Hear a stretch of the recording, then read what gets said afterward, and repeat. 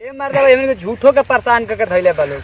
अरे मर्द तो नहीं क्या करबो हमर तैयारी माथा खराब भइल बटे क्या दू जगह खोदैया भइला आ दुनो जगह पानी नहीं छे। ए मर्द खालसा माथा जा तो कहता हो जा खोदो कहां खोदी जा हमनी के ई परेशान करके धइले बा लोग झूठो ही कामनी के। का जी मिस्त्री जी कार वसम महाराज बटपन जा का महाराज बैठल बन जा खालसा जगह तो खोदैया कहीं नहीं जा आ दुनो जगह पानी नहीं खे। महाराज दोनों को पानी नहीं खे ना तो बचले काम हो जाई तो का करी जा हमनी के। जा खोदला ना महाराज अब कातना खोदी जा बात जी कातना खोदी जा बोइजे खोदा त बगले में खोदाइल पानी नहीं खे। पानी तो का करे पड़ी महाराज बताई तो हम तो खबे से परेशान बनी हमनी के खोदब जना हाँ। एगो हम उपाय बताओ तो का करे पड़ी बताई। देखी हम बतावा तनी एगो उपाय एगो मठिया पर बाबा बैठेलन मठिया पे हां बुझावन बाबा ए महाराज रो महाराज मिस्त्री है का है महाराज सुनी सब गवार बानी ये सब विश्वास ना कइल जाला। हमनी के हाथा ना क के देख लेनी जा हमनी के बहुत परेशान भइनी जा। पंडित जी अपन घर से पानी दिहन घर से पानी ना दिहन हां ठीक नु एमे कुछ लगबो करेला देखो का मिस्त्री जरूर वही बात कहतनी इनको ये बटुए बात ठीक नु कुछ लागेला महाराज वो सब अंधविश्वास विश्वास हम विश्वास से सपना हम करिला विश्वास के ना कुछ देखा लिहल जाला कुछ एमे जादू तो ना लागेला जादू टोना हां लागेला एगो देखो एगो मठिया पर बुझावन बाबा बैठेलन अच्छा उनका के बोला के अपन खेत के जांच करा लो कि का दिक्कत बटुए काहे नहीं खे हमर पानी निकलत काहे नहीं खे पानी आवत जाके अच्छा एगो बात कही मिस्त्री जी हां रुआ कहतनी कि बाबा से देखावेले बुझावन बाबा बाड़े हां अगर बबे से करावे के रुआ सब काहे के बोलई थी बबे से ना गलवा लेती हमनी के थाक ना गुनी गलई हन उ आई के अपन जांच पड़ताल कर ली हन उनकर मतलब कि जैसे बात दृष्टि दृष्टि से अपन देखी झाड़ी लेवा के हां झाड़ी फुकीला उहा के बहुत पहुंचल फकीर बानी का बात रुआ कह देनी महाराज के ई त टेंशन वाली बात हो गई। आ जमीन के अधिकांश देखेला हां हां वहां के बता देम पानी कहां बा हां वहां के बता देम पानी की कहां बा कितना फीट में बा दोनों कोड़ाइले दोनों में कहीं ना मिलल है ना कहीं ना अब जब देखवा के आई आ तब ओकर बाद पंडित जी के देखा ली आ हमनी के आइब जा तब ओकरी गलवा चलिए ठीक बा देख लेंगे पंडित जी के चेक कर लेम और वो के चेक कर दे ठीक बा चलिए ठीक है बा ठीक है बा जाई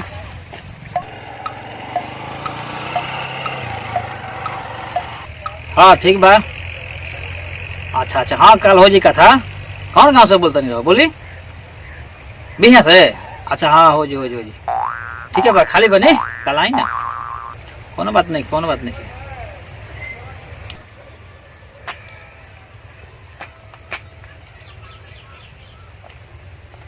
सब आदमी साला खालसा और विश्वास में कौन कुटिया है भाई केने रहल बा अरे बाप एक बाबा है गोला दिन बाबा आनंद रहा बच्चा आनंद रहा वाह बड़ी और चर्चा सुन ले बानी एकदम दूर दूर से कहेला कि बुझावन बाबा के जेबे तो कोनो बात की दिक्कत ना होई असहम बुझावन हम बढ़िया चीज के हम बुझ दे हम हां हाँ एकदम सबके दुख बुझी एकदम जमीन से लेकर आसमान तक घर से लेकर द्वार तक हाँ एकदम कोनो चीज तारा बाधा खनु एक बार बुझावन बस भेंट करा सब तार बुझ देम आ सब तार समस्या दूर। इहे तो हम चाहत रही बाबा चली ना हमार जमीनिया देख लेम एकदम देख लेम बच्चा ओकरा के कुछ पूजा के सामान नहीं करे पड़ी अभी चलो तहरा के हम पूजा का सामान बताई अभी जे चलो कोई जांच कलम तब नु तारा के सामग्री बताई रउआ बता देम पानी कहां बा एकदम बता देम ओ जाइम देखम माटी के जांच करम हम देखम आ तारा के सब समस्या दूर कर दे बच्चा। बाबा चली ना चलो चलिए बाबा चलो चलिए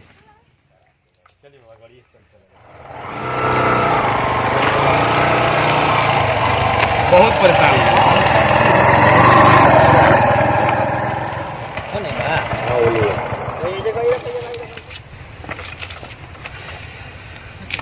दो दिन से मिस्त्री और महाराज हम परेशान है बनी। अच्छा सब समस्या दूर होगी।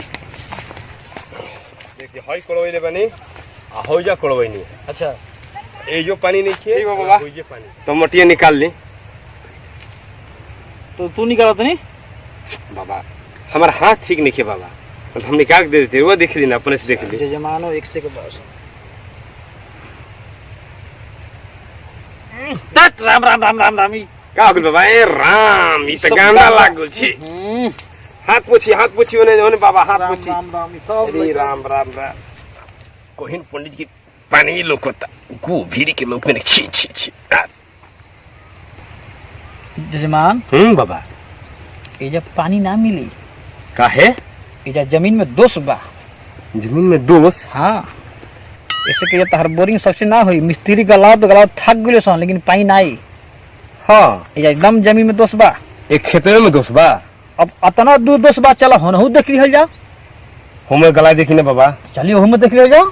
देख ले हमें देख हे ही में हे जमीन में दिखाई ना। जजमान जी बाबा। तार बोरिंग है जा गली। हाँ, लोग तो पानी इ तारा मालूम नहीं है? हमारे नाम है बुझावन बाबा, बुझाइल। अच्छा, हम एकदम बुझ देनी जा का दिक्कत बा, चाहे नहीं के दिक्कत ए जाना तो बाबा देख लेनी। हम बच्चा देख लेनी, ठीक नु। हाँ। हम अपन ज्योतिष शास्त्र से हाँ, देखनी हाँ कि हाँ। है जगह में तहार बोरिंग गल सकला 300 फीट अच्छा नीचे पानी बा, बुझलो? तो ठीक बा बाबा। 300 फीट हाँ पानी लोको तो बाबा। अरे हाँ, हमारा लौका तो तोहर सब लोग जी, तो हम काहे के बानी? एकदम बुढ़वा के बाल लोग तो हम लोग के कहत रहन। अच्छा कि जा बुझावन बाबा के लिया लेवा सारा दुख बुझ जाई।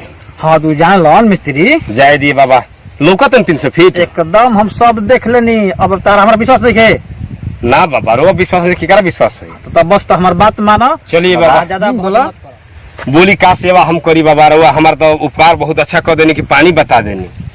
देखो जजमा, हाँ, तू का सेवा करब, एक काम कर, बोली बाबा। दिन नियर आइल बा, का कहला सकरात, जी बाबा। आ चूड़ा दही के दिन आवता। अच्छा अच्छा, आ चलो पावर चूड़ा दही खिया दी हो, अतने में आनंद हो जाए हम। जय हो बाबा। चलिए चूड़ा दही एकदम जजमा, चल तो जमा बोल जाइए बाबा। अब ला विश्वास नहीं किया हमारा पे? एकदम बाबा विश्वास है। चलिए एकदम चलो गल जी, तार पानी तो भका भका फेंकी। आई मिस्त्री जी, आई सब आई महाराज नहीं आई।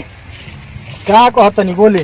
पंडित जी से देखो नहीं महाराज, बहुत वहाँ के जानकार आदमी बानी महाराज। कहानी है ना, रुआ हमार हाँ। बात न पतियत रहे, रुआ यकीने न करीला। ये तो पनिया बतावत रहे हे जे हाँ, और वो सब काम लगाई जा।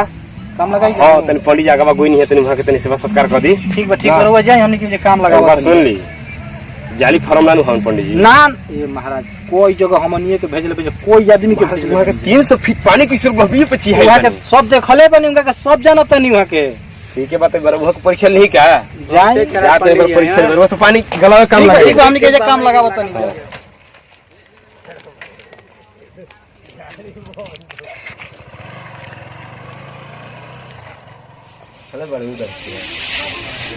घरे बा आई बाबा, आई सेवा कर। चलो बैठल जा।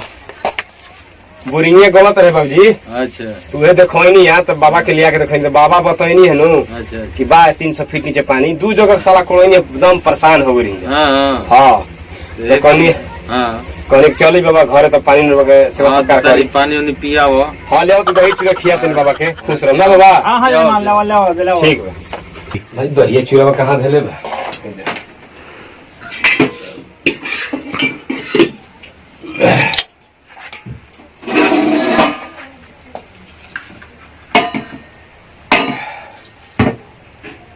चल पंडित जी का, पंडित जी जब 300 फीट के नीचे पानी देख लेते नहीं, आज चल आज पंडित जी का हम चेके कली, झूठ बात है कि सही बात।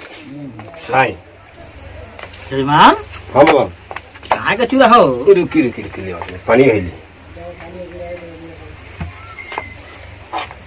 हाय बाबा, कौन दिक्कत है ना बाबा? जजमान, हाँ बाबा, का बाबा का कहता नहीं? देखो तनी के चूड़ा बा, गुड़ बा, आ दही है नहीं। दहिया ना ले गईला। अरे बाबूजी अब तू चुप रह, अब देखा पंडित जी के लीला। दही लिखे बाबा, कहाँ बा मैं दही बा में? का महाराज कहता नहीं? देखी बाबा, ध्यान से देखी बाबा, देखी ध्यान से, ध्यान लगाई। हम ध्यान लगा लेनी, दही नहीं खे एकदम नहीं दही एकरा में। का बाबा अभी कुछ कौन तरह कौन के देखा ना कहे लगल चेला। गजब के चेला वासन मन है, हम आनहर बानी। बाबा गुरु से बात पूछी, नाम पूछा। बाबूजी ई जब पंडित जी 300 फीट नीचे के पानी देख लेते नहीं, तो यहाँ के दही नहीं खेलो कत? एकदम 300 फीट का पानी देख के तरह के बतनी है ना हम। बाबा बुझली, हम सब मानी ना, अरे वह जहाँ कहल बन 300 फीट पानी नु, एकदम मन अगर जब पानी नीचे निकलता हुआ 300 फीट दही नहीं खेलो का, तो तारा 300 फीट के नीचे पानी लोग गिला है? दही धइल नहीं तो कहाँ से लौकी?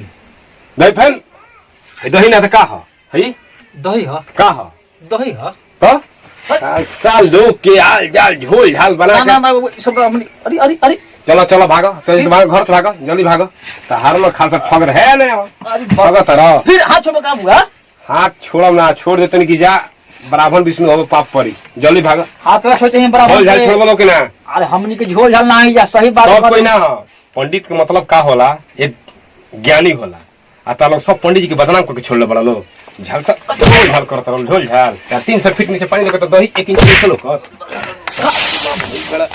अरे मानी सब आई सब जल्दी भागो जल्दी भागो जल्दी भागो बाप झोल झाल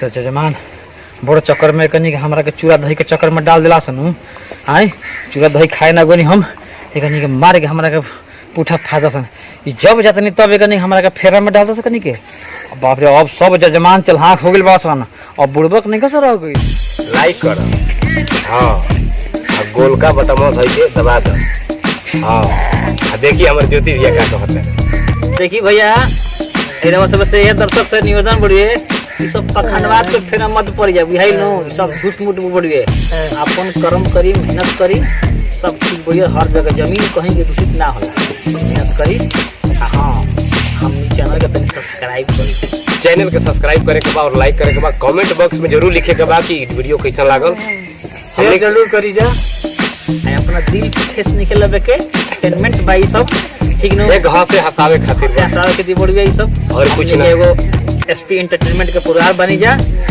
कभी काल हमनी के तनी त्रुटि होखे तो ओकरा के गति छै माफ करम जा ऐसा मत करो मतलब यही बाबा लेखा होई ना तो देखते बने चूड़ा दही के चक्कर में हाँ 300 फीट लौकत लेकिन 1 इंच नहीं लौकत बाबा के जरूर